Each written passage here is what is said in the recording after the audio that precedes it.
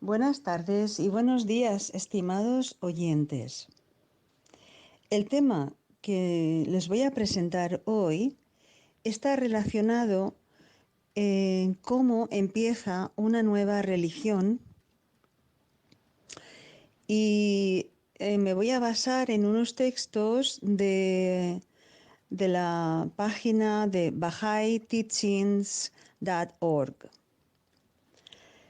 Y dice que una nueva religión comienza cuando un profeta anuncia por primera vez una revelación, como hizo Buda a sus dos primeros discípulos, Trapusa y Bajalika, o como hizo Jesucristo a Juan el Bautista. De este modo, un mensajero de Dios recibe la revelación de una fuente mística y comienza a difundir la nueva y a la vez la antigua sabiduría a los demás. El mensaje del profeta se esparce. Cada vez más personas lo aceptan y lo siguen, y de esa manera la revelación comienza a alterar nuestra realidad humana, derribando las viejas formas y finalmente creando civilizaciones enteras. Este misterioso proceso, inaugurado por una persona sin riqueza ni poder mundano, acaba convirtiéndose en la base espiritual que sustenta la vida de miles de millones de personas. Así es precisamente como el Bab, el joven heraldo de la fe Bahá'í y el fundador de la fe Babí, su revolucionaria precursora, declaró su misión el 23 de mayo de 1844 a un joven buscador llamado Mullah Hussain. Decenas de miles de compatriotas persas de Mullah Hussain siguieron su ejemplo, convirtiéndose en creyentes. Pero el gobierno y el estamento clerical se opusieron, persiguieron y mataron a miles de los primeros babíes. 6 años y 6 semanas más tarde, el 9 de julio de 1850, el Bab murió bajo una lluvia de balas de un pelotón de fusilamiento, ejecutando sumariamente por las autoridades políticas y religiosas que temían el potente poder del mensaje del Bab.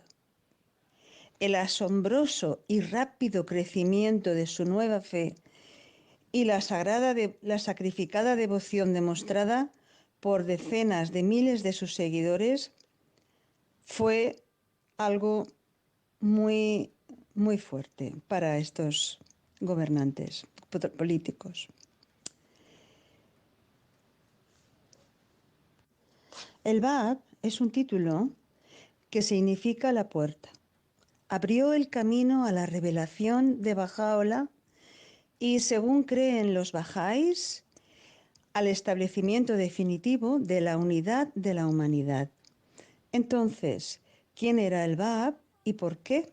En este día, cada año, millones de personas de todo el mundo celebran su declaración de una nueva fe. Desde una perspectiva biográfica simple, el Bab era un joven llamado Sayyid Ali Muhammad, nacido en Shiraz, en la provincia de Fars, Persia, en 1819. Sayyid es un título que significa descendiente del linaje del profeta Muhammad. Nacido en el seno de una familia de comerciantes y mercaderes, criado por su tío materno tras la muerte prematura de su padre en 1800 26, místico descendiente de muchas generaciones de sufíes místicos, conocido desde la infancia por su sabiduría, inteligencia y humildad. El Bab fue ejecutado cuando solo tenía 30 años. Él inauguró un movimiento espiritual solo comparable al nacimiento del cristianismo. Pues ahora les voy a contar cómo fue que sucedió el hecho de que el Bab declarara cuál era su misión, porque hay un momento en el que todos los profetas del pasado son personas que tienen una vida más o menos regular y, o sea, quiero decir normal o cotidiana, y de repente se produce un cambio en ellos, ¿no? Entonces, bueno, quería explicar cómo es esto que pasó, porque los bajáis de todo el mundo, como decía, celebran el 23 de mayo de 1844 el día de la declaración del Bab, quien fue el precursor de Bahá'u'lláh, como decía antes, el fundador de la fe bahá'í. Y es que los bahá'ís ven también al Bab como un mensajero de Dios, que tenía un papel que se puede comparar al de Juan Bautista, que habló de la venida de Cristo. Pues el Bab anunció la venida de la última manifestación de Dios, Bahá'u'lláh. Los acontecimientos que rodean la declaración del Bab han sido contados de muchas maneras, pero tal vez el más ampliamente leído es el relato de los rompedores del alba. Es un libro, que es una narrativa de Nabil, que habla sobre los primeros días de la revelación Bahá'í. Este libro fue escrito por Nabil, como decía, una de las letras de los vivos, y narra los primeros días de la revelación del Bab y Bahá'u'lláh. La historia comienza en 1783, cuando un hombre culto llamado Shaikh Ahmad i Aksaí, que nació en 1743 y falleció en 1826, comenzó a los 40 años a viajar por Persia, enseñando que el advenimiento de un gran día se acercaba, el día en que vería la llegada del Caim, el prometido del Islam. Durante este tiempo hubo gran desconcierto en el este, ya que ciertos clérigos prominentes practicaban la desunión y se comportaban de una manera que estaba dañando al Islam. Mientras difundió este mensaje, su conocimiento y sabiduría impresionó a muchos que estaban ansiosos por aprender de él. Entre ellos se encontraba un joven talentoso llamado Seyyed Qasem Irasti. Este Seyyed Qasem Irasti nació en 1793 y falleció en 1843. Pues él se convirtió en el alumno favorito y sucesor de Shaikh Ahmad. Bueno, pues sigo contando. Pido disculpas por los nombres que son un poco raros, pero así está escrita esta historia. Y dice que después de la muerte de su maestro en 1826, Seyyed Qasem continuó difundiendo la noticia de la llegada del prometido, pero la oposición al mensaje estaba aumentando. En un esfuerzo por alistar las voces de algunas autoridades muy respetadas, envió a uno de sus alumnos, Mullah Hussein, para relacionar estas enseñanzas con las autoridades y responder a sus preguntas. En esa tarea, Mullah Hussein tuvo éxito. Sin embargo, la oposición a su mensaje creció y le causó considerables dificultades, ya que sus enemigos usaron todos los medios a su disposición para desacreditarlo y, si es posible, poner su vida en peligro. A lo largo de este tiempo, sin embargo, continuó anunciando firmemente la próxima revelación, aunque cuando se le presionó para revelar la identidad del prometido, siempre se negó, añadiendo a menudo que incluso si revelaba este secreto, ninguno sería capaz de aceptarlo. Poco antes de su muerte, en 1843, instruyó a sus estudiantes para salir a buscar al prometido, diciendo que estaba a punto de ser revelado. Fue esta búsqueda la que llevó a Mullah Hussein, su hermano y un sobrino a la ciudad de Shiraz el 23 de mayo de 1844. Después de haber viajado lejos en su búsqueda, Mullah Hussein envió a sus compañeros a la mezquita para esperarlo mientras vagaba un rato, prometiendo reunirse con ellos para las oraciones de la noche.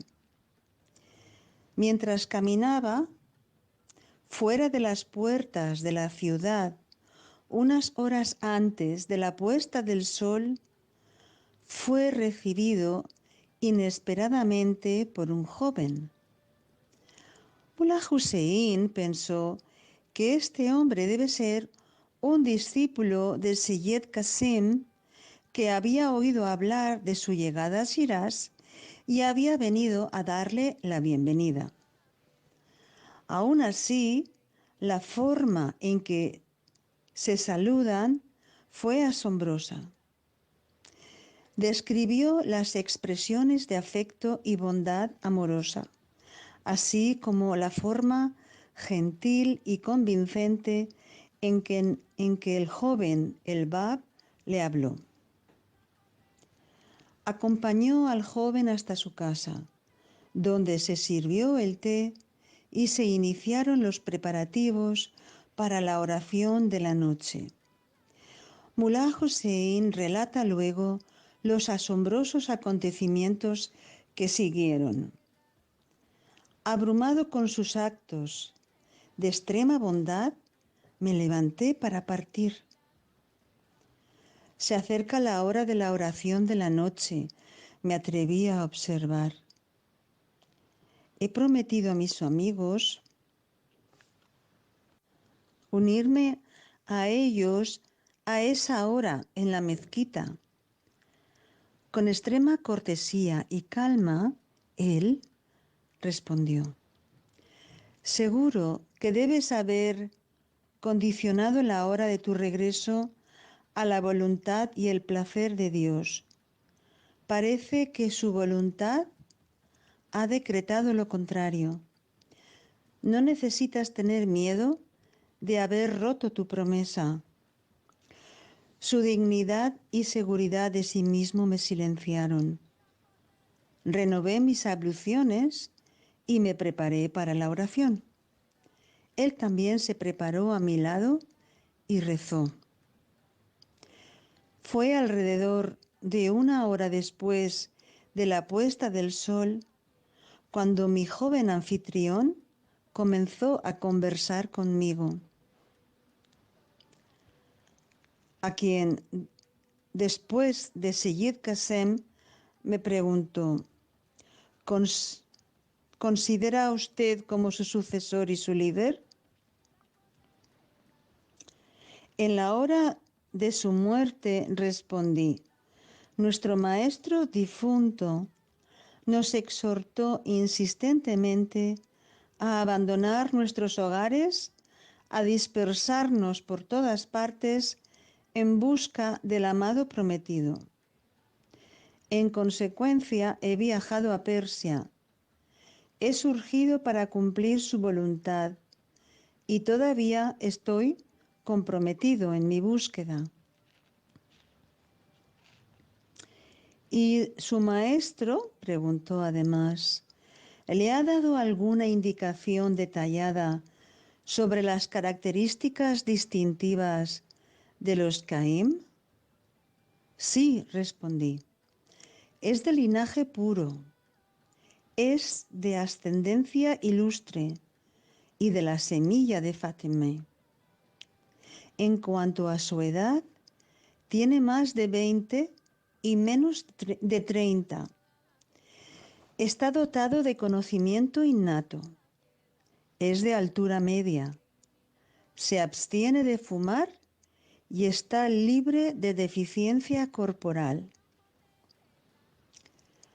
Se detuvo un rato y luego, con voz vibrante, declaró: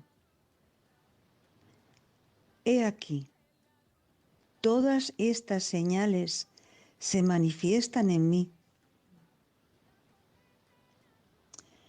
El joven, cuyo nombre era Seyyed Ali Muhammad, procedió a demostrar que cada una de las señales dadas por Seyyed Kasem eran efectivamente aplicables a él.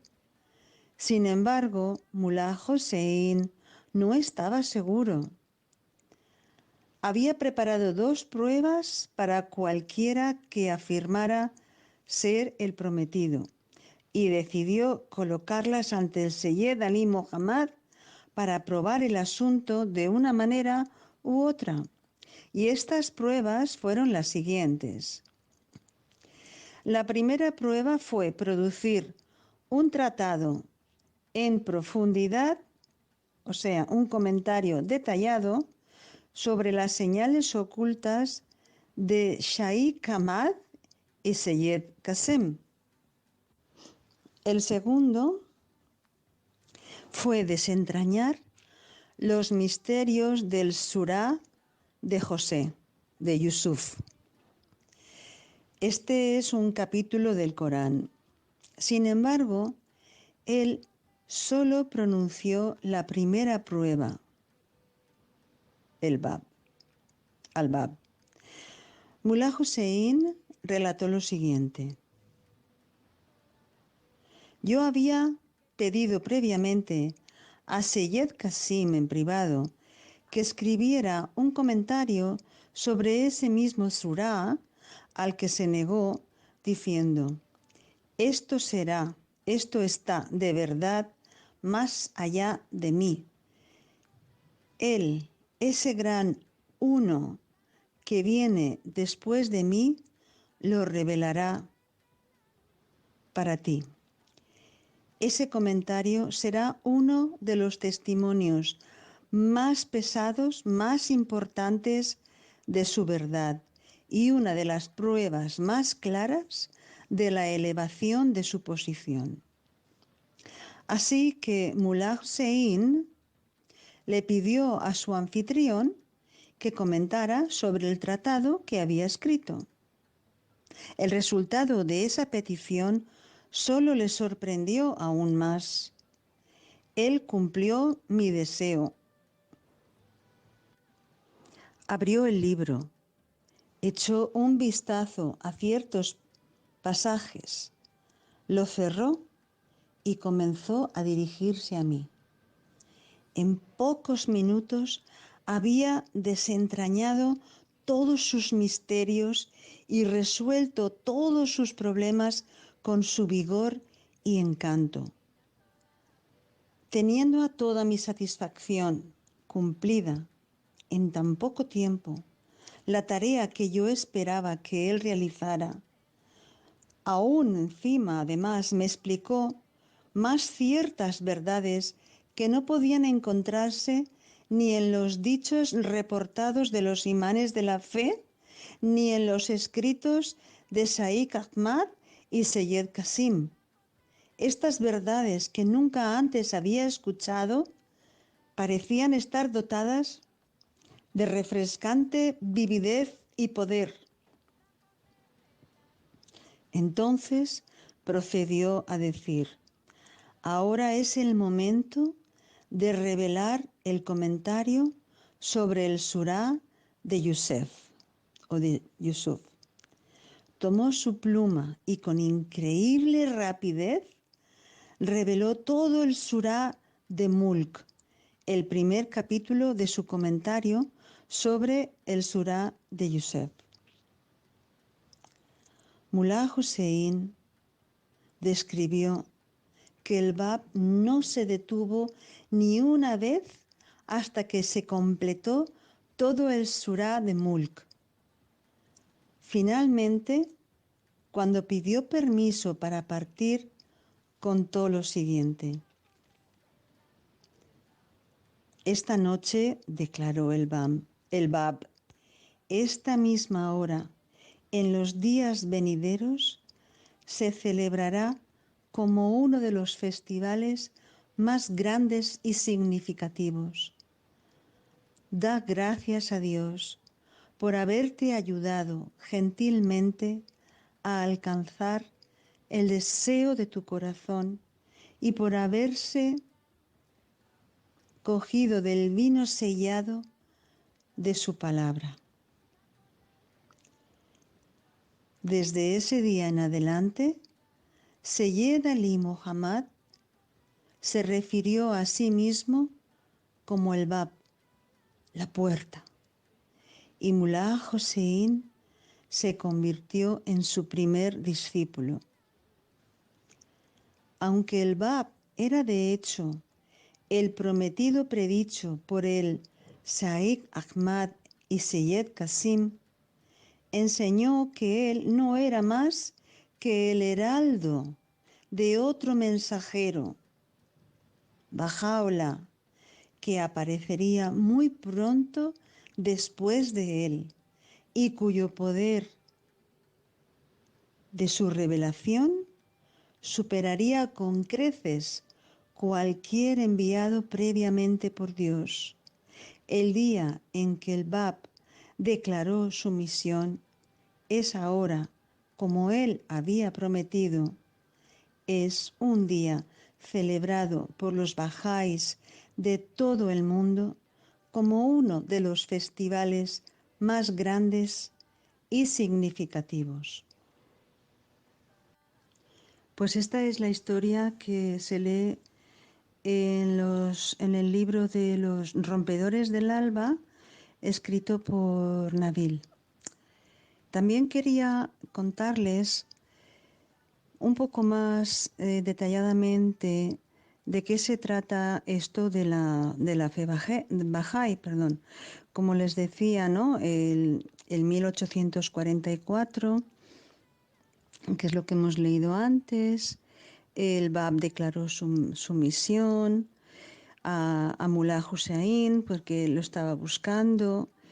Y también hemos visto pues que el Bab era más joven que cuando Jesús Cristo declaró su misión. El Bab tenía 25 años, realmente era muy, muy joven. Y bueno, y su ministerio duró 6 años. El de Jesús fueron 3, de los 30 a los 33.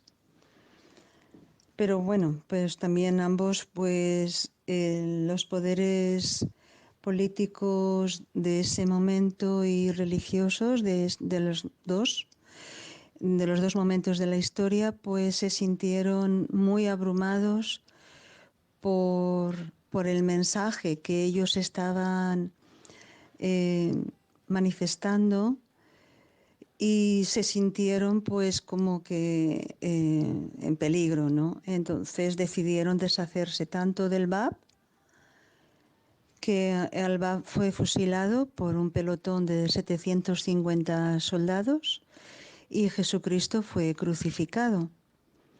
Ninguno de los dos había hecho nada, ni había atacado al régimen político, ni había atacado tampoco al régimen religioso, pero sí ellos se habían sentido atacados, ¿no? Porque era un mensaje muy poderoso y en el caso del Bab, pues fueron miles y miles de personas que le siguieron, entre ellos muchos sacerdotes que por cierto también fueron muertos, o sea, los mataron también a muchos miles, más de 20.000 personas. En el caso de los seguidores del Bab, por ser simplemente seguidores, ¿no? Claro, eh, a nivel de Jesucristo sabemos que Jesucristo pues trajo un mensaje de amor, trajo un mensaje que él no abolió las leyes judías, solamente cambió la ley del divorcio y la ley del sabbat. Lo demás lo dejó igual, las leyes de Moisés las dejó igual, no las cambió. Pero sí que vemos y podemos leer en los evangelios el trato que él daba a todas las personas, trato que no era común en aquellos tiempos.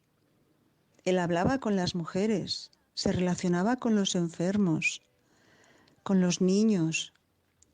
Para él no había clases sociales, para Jesucristo hablo. Y en el caso del Bab, pues también, tampoco. Pero quería explicarles un poquito más detalladamente, porque creo que no lo hemos hablado nunca, cuál es el mensaje que alteraba tanto a los sacerdotes o a los políticos de aquella época, ¿no? Y bueno, pues les voy a dar algunas pautas, o sea, les voy a leer algunas informaciones al respecto, porque es que fue tan importante esta manifestación, esta, este, esta proclamación, ¿no?, de esta nueva etapa para la humanidad, porque se hablaba de la unidad de la humanidad. En aquel momento, en 1844, a finales de 1800 o a finales del siglo XIX, no sé si nos podemos poner in situ, pero en aquellos momentos no había medios de transporte, por ejemplo. Lo único que había eran pues camellos, caballos, carros y a pie. No había conocimiento de los pueblos lejanos, ni de gentes que hablaban otros idiomas. Era muy raro que alguna persona, a lo mejor por tema de comercio y tal, se moviera y cruzara por mar y viajara, pero era bien raro, era algo muy extraordinario. Entonces lo digo para que nos imaginemos cómo era en aquella época y cómo hemos cambiado tantísimo a día de hoy, la cantidad de aviones que vuelan cada día a Europa, a Estados Unidos, Canadá, es una inmensidad de aviones, es una inmensidad, los cohetes que lanzan para explorar otros planetas. El que podamos tener internet, o sea, ya no hablo de que tengamos teléfono, hablo del internet, de que nos podemos hablar inmediatamente en este mismo instante. Yo puedo hablar con una persona que está en el otro lado del planeta y puedo ver su cara y puedo intercambiar conversaciones como si estuviera presente aquí a mi lado. Esto es algo alucinante. Para finales del siglo XIX es que es increíble, ¿no?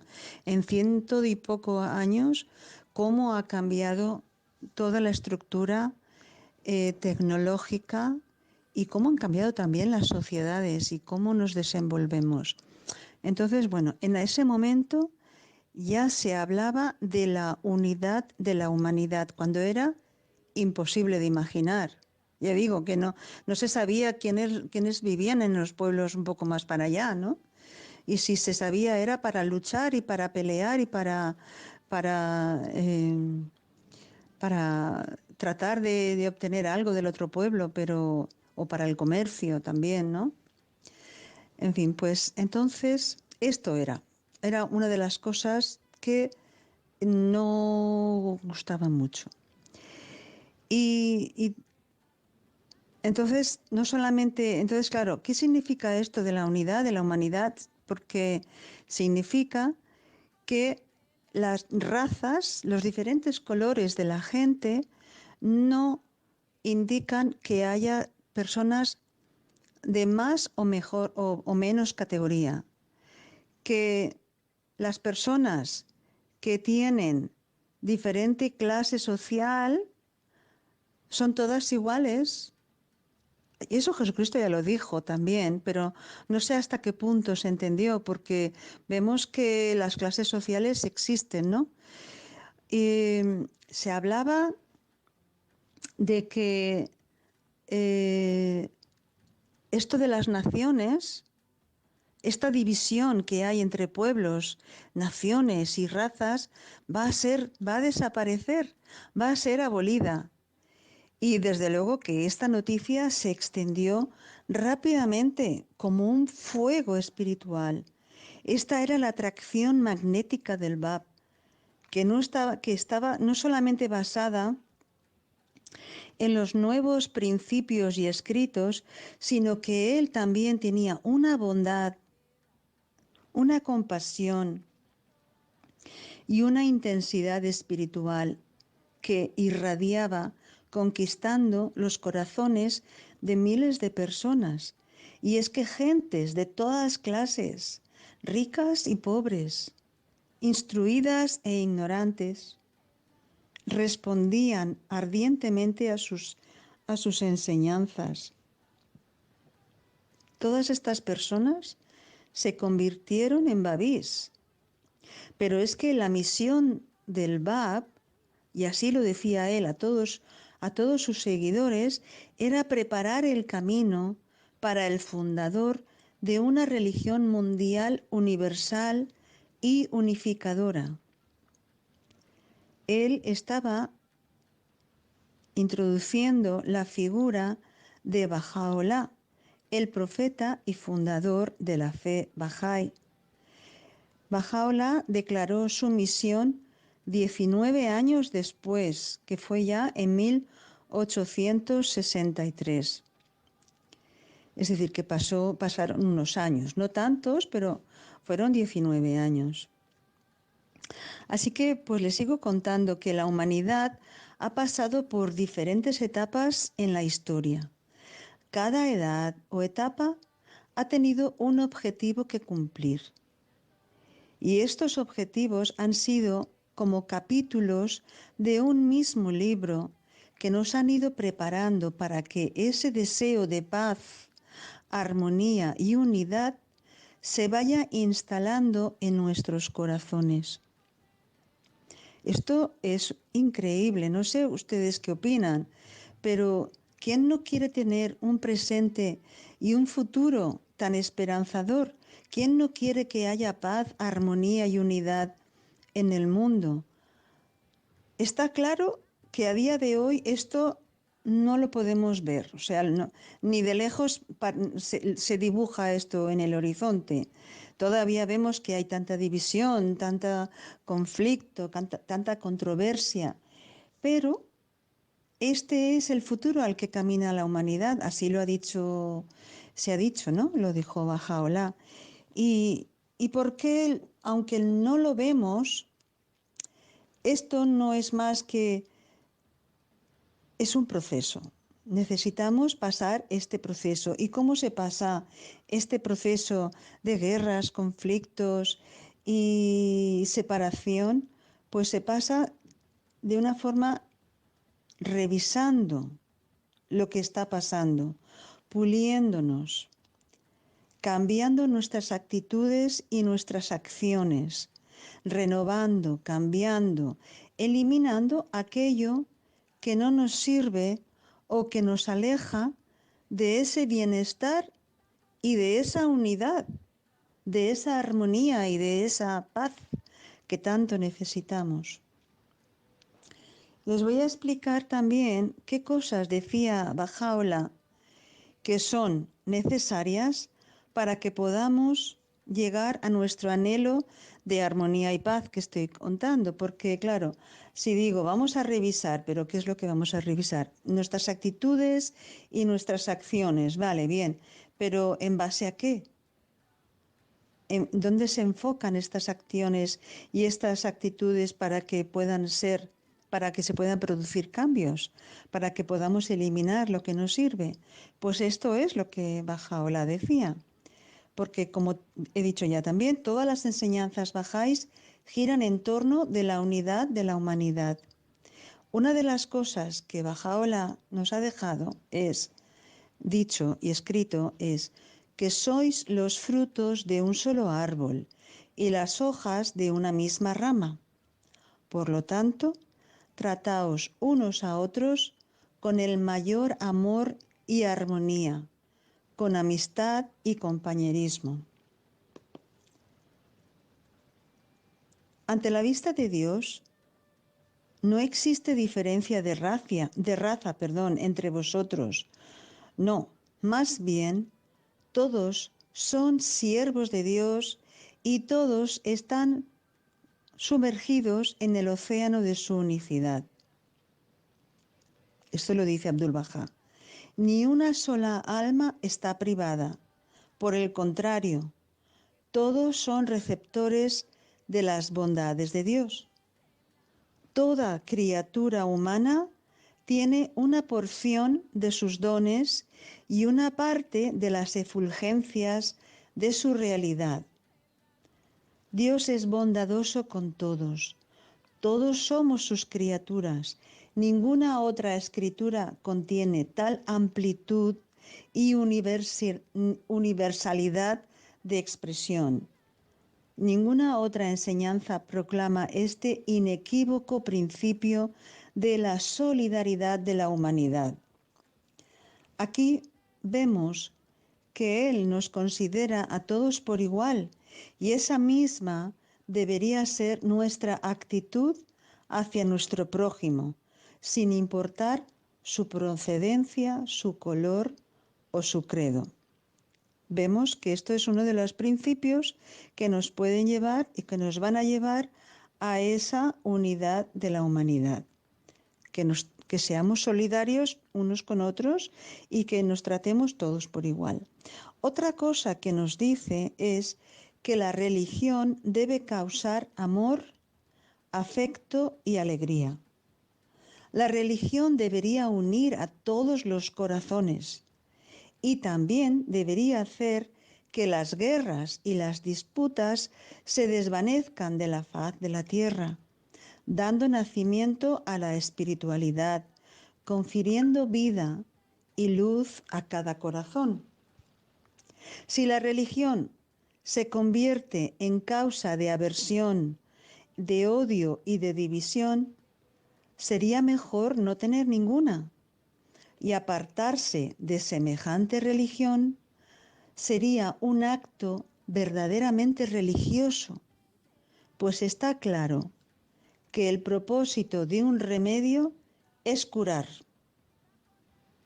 Y dice Abdul Bahá, pero si el remedio solo sirve para agravar la enfermedad, sería mejor desecharlo. Una religión que no sea causa de amor y unidad no es una religión. Otro aspecto que menciona Bahá'u'lláh y que es interesante que también lo analicemos y lo pongamos en práctica es la armonía de la ciencia y la religión.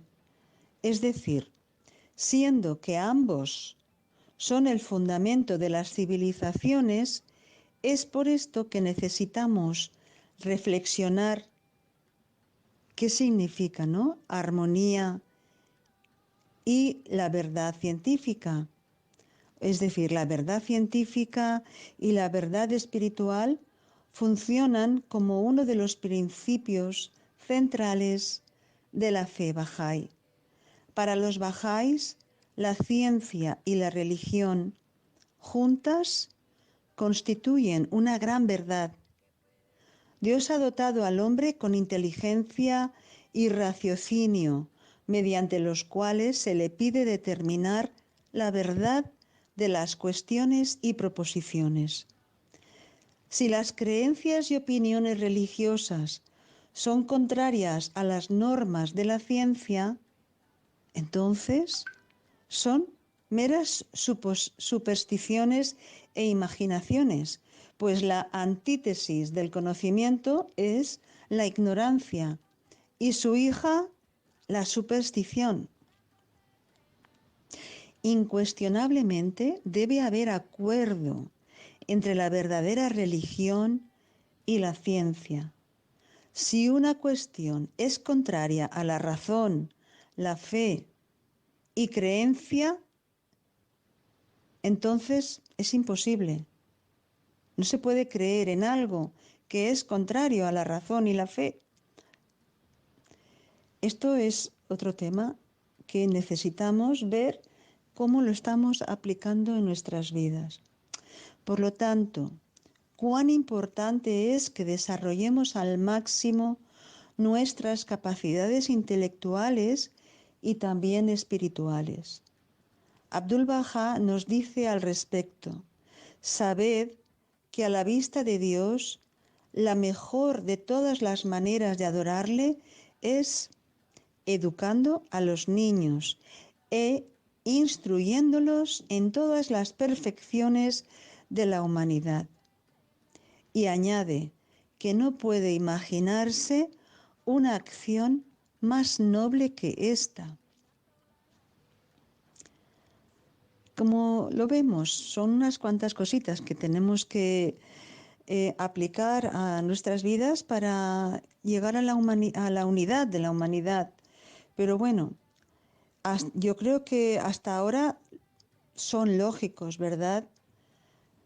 Quiero enumerar algunos más porque es bueno visualizar ese mundo mejorando o mejorado.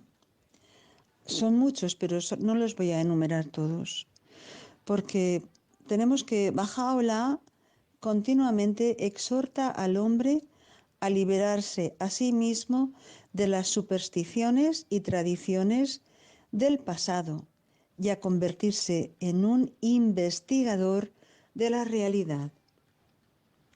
Cuando nos esforzamos en tomar nuestras propias decisiones acerca de nuestras creencias espirituales, realmente nos liberamos de la imitación, nos liberamos del equívoco, nos liberamos de tradiciones del pasado que no benefician, sino que más bien hacen daño a la humanidad y perpetúan los errores del pasado.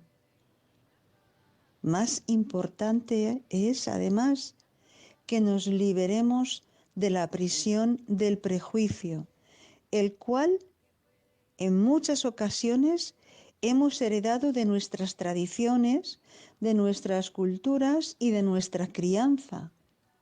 El objetivo primordial de la investigación independiente y libre de la verdad se centra en erradicar los prejuicios y liberar nuestros corazones y nuestras mentes de su impacto corrosivo.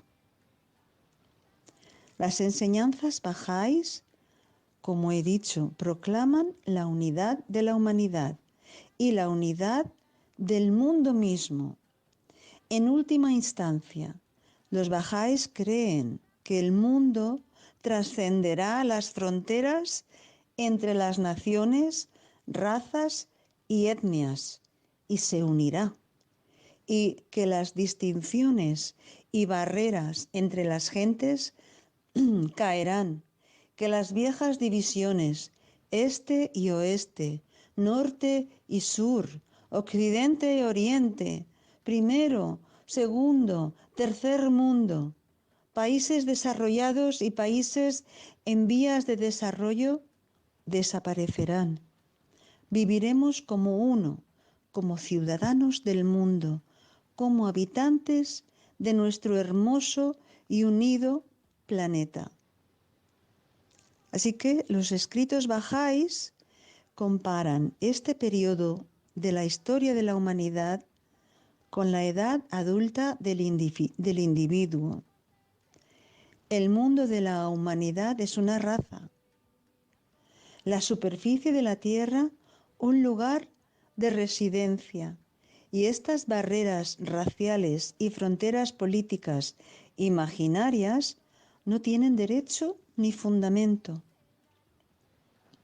El hombre se degrada al convertirse en cautivo de sus propias ilusiones y suposiciones. Las diferencias que hemos vivido en el pasado entre hombre y mujer también son una vana imaginación. Todos los seres han sido creados iguales, hombres y mujeres, y deben tener las mismas oportunidades y el mismo derecho a desarrollar sus capacidades intelectuales y profesionales. Porque todos son seres humanos. Que el 50% sean hombres aproximadamente y que el 50% sean mujeres, esto es una cuestión que no indica inferioridad ni incapacidad. Esto es simplemente porque tienen diferentes funciones.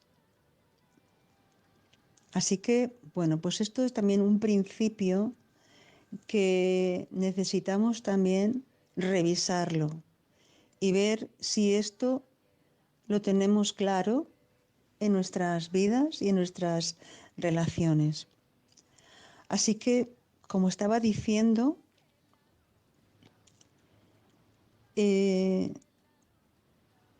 Dios no ha hecho ninguna diferencia ni preferencia por sus habitantes humanos, pero el hombre, por ignorancia, por miedo o egoísmo, ha sentado las bases del prejuicio, del odio, la discordia con sus semejantes, al considerar las nacionalidades separadas en importancia y las razas diferentes en derechos y privilegios. Abdu'l-Bahá dice, que es casi como una oración, dice: mi esperanza para ustedes es que alguna vez eviten la tiranía y la opresión.